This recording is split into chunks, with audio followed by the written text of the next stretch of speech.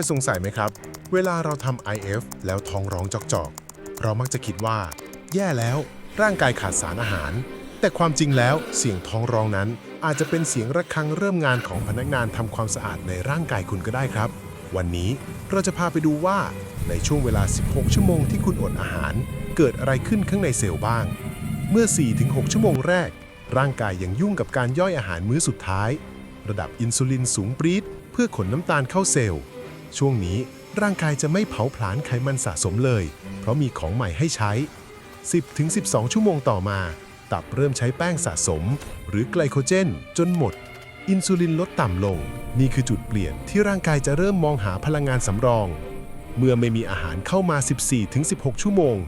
ร่างกายจะเกิดภาวะเครียดเล็กน้อยหรือ positive stress เซลล์จะเปิดโหมด autophagy รากศัพท์แปลว่าการกินตัวเองฟังดูน่ากลัวแต่จริงๆแล้วคือการรีไซเคิลครับ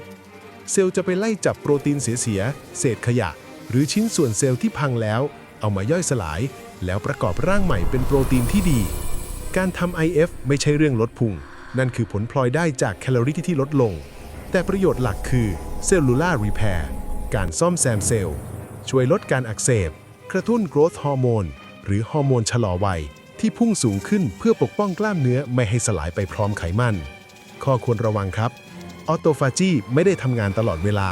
พอกินปุ๊บมันหยุดทันทีถ้าช่วงกินหรือ feeding window คุณกินแต่อาหารแค่อย่างน้ำตาลสูงหรือกินเกินแคลอรี่การอด 16 ชั่วโมงก็ช่วยอะไรไม่ได้มาก IF ไม่ใช่เวทมนต์ครับแต่เป็นเครื่องมือช่วยจัดระเบียบร่างกายคนท้องคนเป็นเบาหวานกินยาหรือคนที่มีปัญหากินน้อยเกินไป eating disorder ห้ามทำหรือต้องปรึกษาหมอก่อน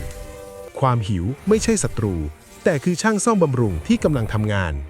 เริ่มจากง่ายๆ 12 ชั่วโมงก่อนแล้วค่อยขยับไป 16 ใครทำ IF อยู่บ้างช่วงชั่วโมงท้ายๆก่อนกินข้าวรู้สึกยังไงสมองแล่นหรือโมโหหิวมาแชร์กันครับ